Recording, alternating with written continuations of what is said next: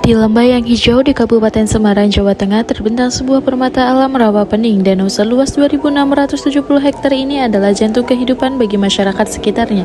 Namun, di balik pesonanya tersembunyi sebuah cerita tentang perubahan, sebuah transformasi yang mengancam kehidupannya. Ledakan eceng gondok dan pendangkalan yang kita saksikan hari ini bukanlah masalah yang muncul tiba-tiba. Mereka adalah gejala dari sebuah kondisi yang telah berlangsung puluhan tahun. Lalu, bagaimana kita bisa melacak jejak perubahan ini untuk menemukan akar masalahnya?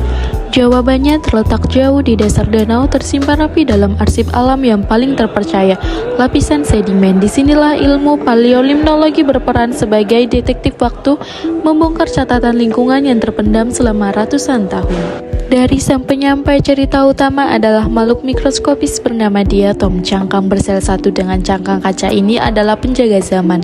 Setiap spesies diatom hanya hidup pada kondisi air tertentu. Ada yang di air bersih, ada yang di air tercemar. Saat mereka mati, cangkang yang keras terawetkan sempurna dalam sedimen menjadi fosil yang mengisahkan kondisi perairan di eranya masing-masing. Lalu, bagaimana tepatnya ilmu paleolimnologi bekerja? Mari kita lihat konsep dasarnya. Bayangkan kita ingin memahami kesehatan rawa pening. Jika kita hanya melakukan pemantauan lingkungan selama 1 atau 2 tahun, yang kita dapatkan adalah data dengan fluktuasi tinggi. Data ini penting, tetapi seperti melihat cuaca hari ini, tidak bisa menggambarkan pola iklim secara keseluruhan. Disinilah paleolimnologi menunjukkan kekuatannya. Dengan menganalisis sedimen, ilmu ini menarik garis rata umum kondisi danau hingga ratusan tahun ke belakang. Ia memberikan resolusi temporal yang rendah namun sangat stabil, seperti melihat pergeseran iklim, bukan sekedar perubahan cuaca. Ilmu ini memungkinkan kita memahami tren jangka panjang, sesuatu yang tidak bisa ditangkap oleh pemantauan jangka pendek. Untuk merekonstruksi sejarah sebuah danau, paleolimnologi mengikuti sebuah metodologi yang ketat dan terstruktur. Pendekatannya terdiri dari 8 tahap utama. Tahap 1 dimulai dengan menentukan masalah spesifik. Dalam kasus kita, bagaimana sejarah eutrofikasi di rawa pening. Tahap 2 dan 3 kemudian meneliti akan memilih lokasi yang tepat dan melakukan pengambilan sampel sedimen dari titik terdalam danau. Tahap 4 dan 5, sampel sedimen ini kemudian diiris menjadi lapisan-lapisan tipis dan dilakukan penanggalan radioaktif untuk mengetahui usia setiap lapisan. Tahap 6, inilah saatnya sang saksi bisu diwawancara. Diatom pada setiap lapisan diidentifikasi dan dihitung. Tahap 7, data tersebut lalu diinterpretasi menggunakan model kalibrasi untuk mengubah data biologis menjadi data kualitas air masa lalu. Tahap 8, akhirnya temuan ini dipresentasikan dan dikomunikasikan kepada para ilmuwan, pengelola danau, pembuat kebijakan, dan masyarakat luas. Inilah tahap di mana ilmu pengetahuan bertransformasi menjadi dasar sebuah aksi nyata. Lalu, apa yang ditemukan oleh para peneliti ketika menerapkan metode ini pada sedimen rawa pening?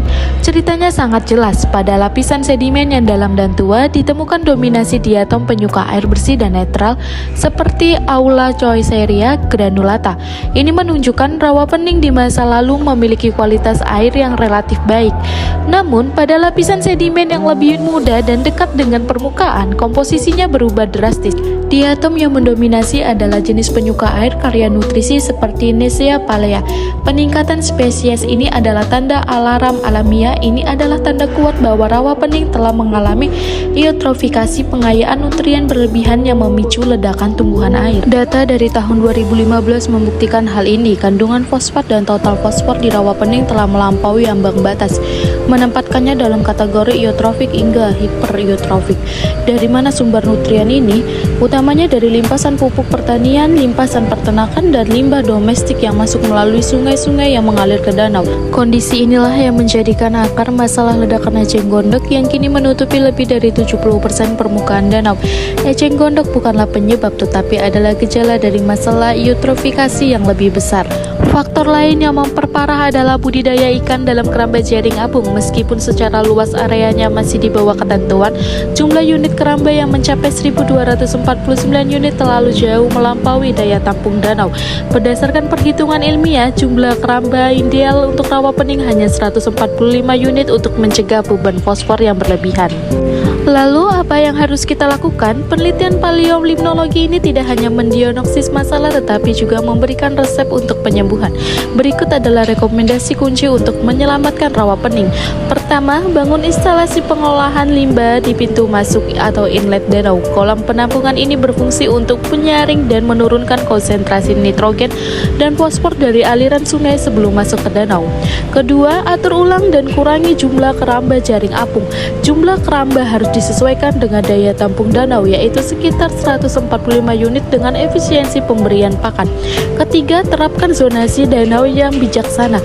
Danau perlu dibagi menjadi zona hijau untuk eceng gondok yang dikelola, zona budidaya ikan yang terbatas, dan zona perairan bebas untuk konservasi dan ekowisata. Kisah yang terpatri dalam cangkang diatom di rawa pening adalah pesan dari masa lalu. Mereka adalah saksi bisu yang berbicara lantang tentang dampak aktivitas kita. Namun cerita ini tidak harus berakhir di sini. Setiap diagnosis yang akurat membawa kita selangkah lebih dekat kepada kesembuhan. Dengan sains sebagai pemandu dan kolaborasi sebagai kekuatan, kita dapat menulis babak baru untuk rawa pening. Babak di mana keseimbangan alam pulih dan danau ini kembali menjadi sumber kehidupan yang berkelanjutan. Mari wujudkan rekomendasi ini menjadi aksi nyata untuk rawa pening, untuk kita semua, dan untuk generasi yang akan datang. Sekian, terima kasih.